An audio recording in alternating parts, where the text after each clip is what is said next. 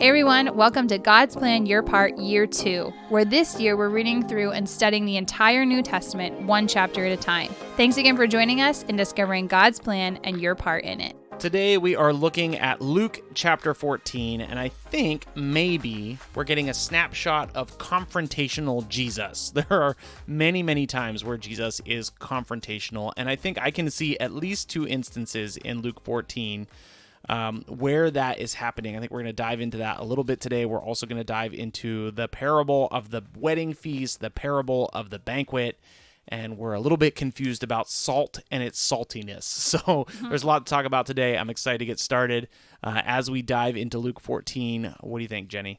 Well, you were talking about confrontation. Confrontation right away being the issue with the man being healed on the Sabbath. Is that where you're coming from with that? So this is hilarious because if you look at verse 3, it says, "And Jesus responded to the lawyers and the Pharisees, saying, 'Is it lawful to heal on the Sabbath or not?'" The reason I think this is wildly controversial is because they've already been confronting him about this. Like, Jesus has already gotten himself in trouble many times about healing people on the Sabbath. So when he asks this question, it's not genuine at all. Like, he sees this sick man that comes up to him to be healed, and Jesus is like, "Well, what do you guys think? Do you think it's okay to heal this man or not?" And they refuse to speak, I think, right? Like, they have nothing to say. Yeah. How is that not him just rubbing it in and being like, "I don't know, what do you guys think? You seem pretty smart." Mm-hmm. And then he challenges them. So ultimately, like, he heals this man. But he challenges them with, like, "Hey, if you have a son or an ox that falls into a well, are you going to tell them, like, 'Hey, sorry, it's Sunday, I can't,' well, it would have been Saturday for them, I guess, but Yeah. 'Hey, sorry, it's the Sabbath, I can't be bothered, I'll come back for you tomorrow.'" Like, no, like, if somebody is suffering, you help them. Mm-hmm. And Jesus makes this point over and over and over again. And so I really do think that we're kicking off Luke 14 with Jesus being purposely confrontational, purposely stirring things up so that he can teach people what is correct, and even though his audience probably doesn't really care. Yeah, and also I don't know that it's necessarily just to teach them what's correct, but it's also like he is living out what he just asked them. Like just 100%, like they would not let their ox or their son die in a well, Jesus is not going to let this man just continue on feeling and living this horrible, like, painful life. So it's interesting that he is the one that is, like, not only teaching this, but also full time his heart is in, I would say, into it, that he's, like, genuinely caring for this man. If you're curious about what dropsy is, it's most likely that he had, like, some serious fluid issues with his body. So, like, he just wasn't able to retain the fluids that he was supposed to be able to retain, which obviously means, like, this is a messy situation. This is a terrible thing to have. And Jesus is really doing something great for him by healing him. So that's how we start things off. And then it goes right into these parables of the feasts and the banquets. So what I think is interesting about these is it's really just pointing out, and I'm sure everybody knows somebody that is like this, seeking places of high honor so that everybody sees that they are extra special, extra awesome, extra whatever you just want to call extra. it. Yeah. So I think Jesus is really calling this out because he's like, listen, like, you're all the same. Every single one of you is all the same. And, like, seeking out these high places of honor, you're, one, just going to make yourself look really dumb if you're sitting in someone else's spot that's supposed to be there. And two, like, just because you sit around people who are rich, well-known, I don't know, glorious in their day, it is not going to change your eternal destination because you just so happen to, like, be surrounded by these celebrity-type people. So he's really just calling those two things out. And I think the ultimate message is just this message of humility. Like, you need to be humble in who you think you are, and not value what people think of you over who you are in God's eyes. I've had some pretty cool opportunities to get to know some people that are definitely wealthy, definitely very influential. They definitely have a lot of, like, authority, I guess, or influence. And I'll tell you what, like, for every one or two people that definitely seek out the spotlight and love the attention, there's a lot of people who actually are very humble with the things that God has blessed them with, and use the things that God has blessed them with to do incredible things to build God's kingdom. So it's easy to see somebody who's like a spotlight seeker and get a bad taste in your mouth, and what they're doing is wrong. Well, and I think sometimes too, like, this can happen to anybody. It doesn't just mean Yeah. like people who are rich, who are Yeah. like well known. I think it's some people that put individuals like that in their mind in God's spot, or Yeah. get severely distracted and treat others poorly because of what they think that person can do for them, or just what the influence they could have just being around that person or rubbing shoulders with that person, what that can do for them, I think is what is really being called out here. So you can be as poor as all get out and still be seeking these things, and your heart is terribly in the wrong place, just as much as anybody who has lots of money can do these things. It just is a matter of being humble and willing to give up looking Yeah. like a certain thing. And if you enjoy looking like you're something, I think you probably know that you are doing that. I think like a lot of times when I have done that in my life, like I'm pretty good at pretending to be humble about it, but I know what I'm doing. And I would say like if you are in a situation like that, be really careful about that and try to avoid that. I do know, like I worked in ministry for a long time, as a pastor for a long time. I do know that it is really exciting to stand on a stage and talk to a lot of people and have a lot of people listen to what you have to say. And because of that, it is really dangerous because you end up desiring that place of authority, which I don't currently hold a position like that. And I think it's been very, very good for me. And I think it's a dangerous thing. I know not all of you work in churches, not all of you are pastors, but I bet there are things like that you're aware of. And when you're in those kind of situations, just be careful. Like, it feels good to have influence. It feels good to have like a good reputation. Just be careful that you're not putting that above serving God. It's very easy to do. So I think those two parables they just hit the nail right on the head of what they're trying to call out, whether it's being seen by others, whether it's being alongside people that you think are going to project you in the right direction. So right after this thing about seeking like honorable positions, confrontational Jesus is back because he's trying to teach people about what kind of banquets they should throw. I don't think confrontational Jesus has left. I think he's like definitely throwing this in their faces too. So he gets invited to this dinner and he literally he's not a good dinner guest, to be honest. He walks into the dinner and he's like, well, you know who you should invite to your dinners is people who can never repay you back. Like, you should invite poor people, and you should invite people that are out on the streets, the crippled, the lame, the blind, because they'll never be able to pay you back. Like, imagine you're hosting this giant feast and somebody shows up and is like, well, you invited all the wrong people to this dinner. And I think what's happening, if you look at verse 19, it says, when one of those reclined at the table with him heard these things, he said to him, blessed is everyone who will eat in the kingdom of God. What is this man doing? He's trying to get Jesus to be quiet because Jesus is saying like things that make everybody uncomfortable. And so he's just like, you know what? Blessed is everybody that's at the table at the kingdom of God. And Jesus doubles down and tells this parable about all these rich people, these influential people who miss the banquet and reject the master. So his story is a direct response to this guy just trying to get his party back on track. And basically what he talks about is like, this man throws a feast and invites all these powerful, influential people, and they just all think they're too important or too busy. Like, they make excuses and they miss the party. And so the servants go out and they find everybody else, like the people who are very poor and the people who are like of ill reputation. And he finds them and invites them to the banquet. What this is an image of God's kingdom. He's telling these people at the banquet, they're like, hey, all the people that you think will be enjoying bread at the table with God will not be there, because you are all rejecting the Son of God. You're all rejecting the table that he has laid out for you. You're all rejecting everything that God has planned for you because you're rejecting the very Son of God. And because of that, the Son of God will be inviting people to the feast that you never thought would make it. It's pretty powerful, actually. And that's like, I don't know. It definitely gives the idea to the people that are there, like, oh, whoops, he's not talking about me. Imagine the awkwardness. As far as like, yeah, I'm not going to be at that banquet he's talking about. This is a real dinner with real people. Imagine how much of a downer Jesus is as a party guest. Yeah, and I think that is something to really consider when you're reading a lot of these passages, is like, this did happen in real life. This wasn't just like some phony little story that was made up. Like, this actually happened.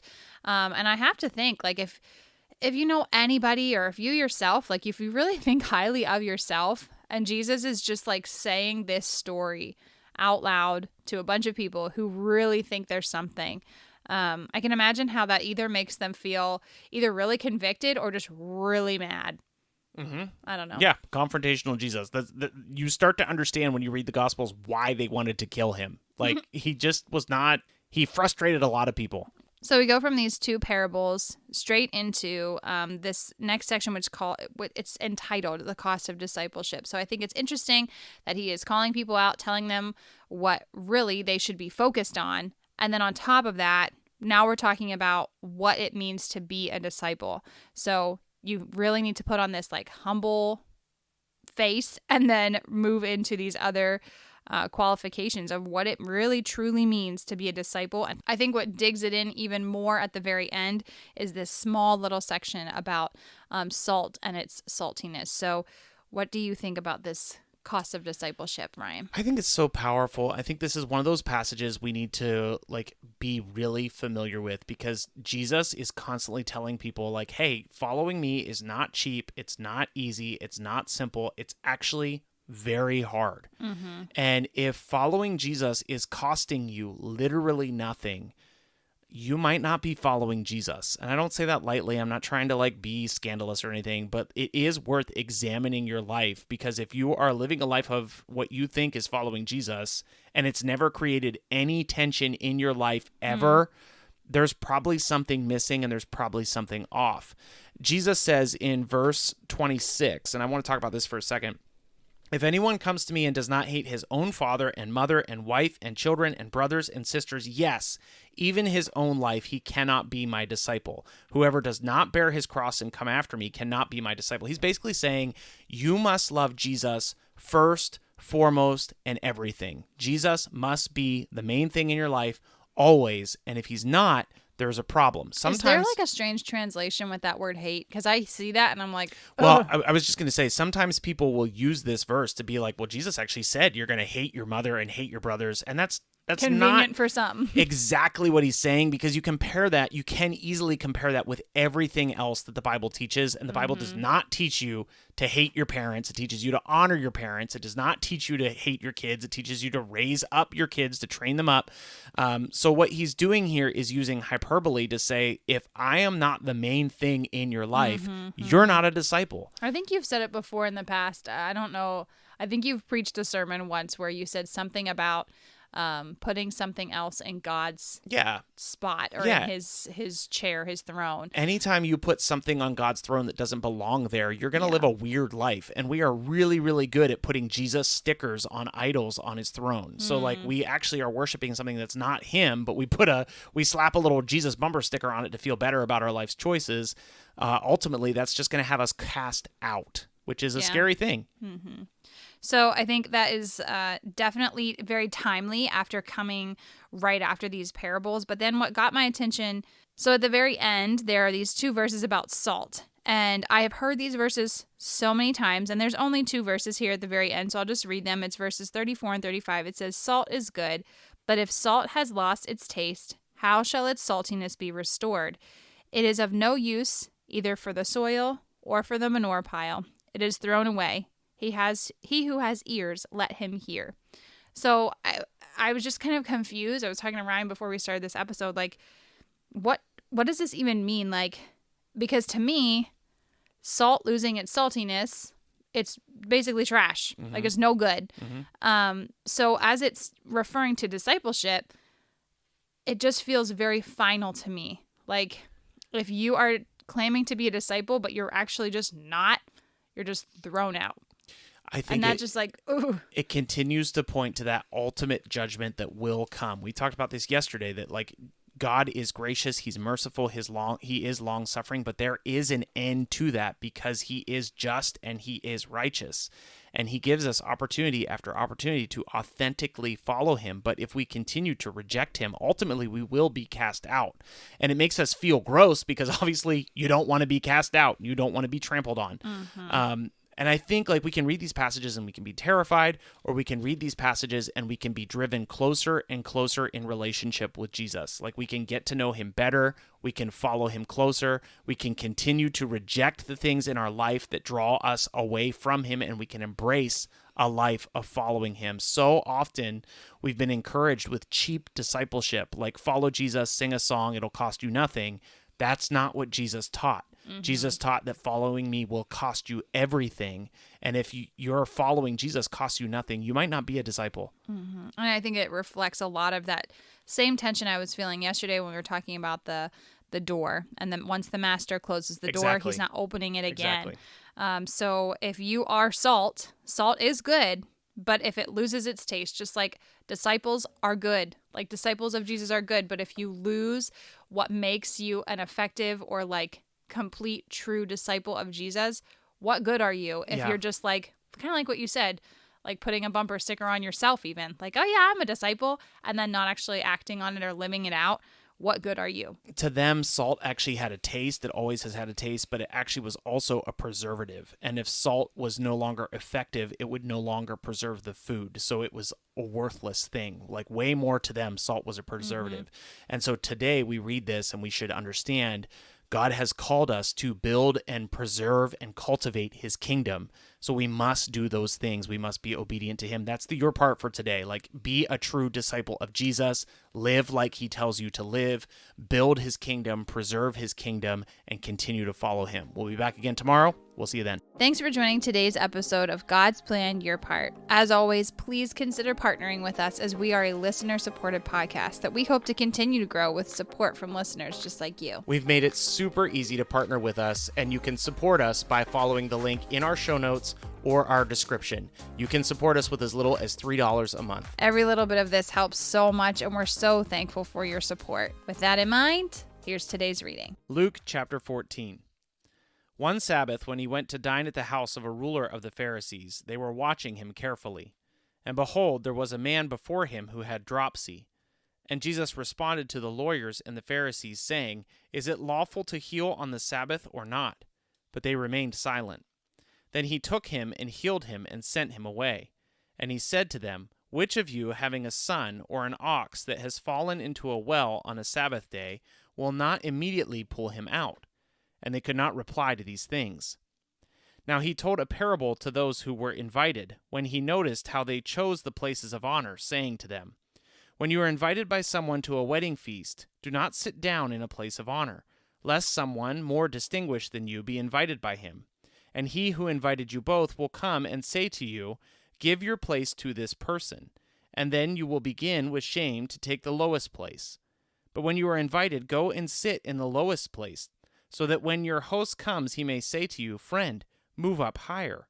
Then you will be honored in the presence of all who sit at the table with you. For everyone exalts himself will be humbled, and everyone who humbles himself will be exalted.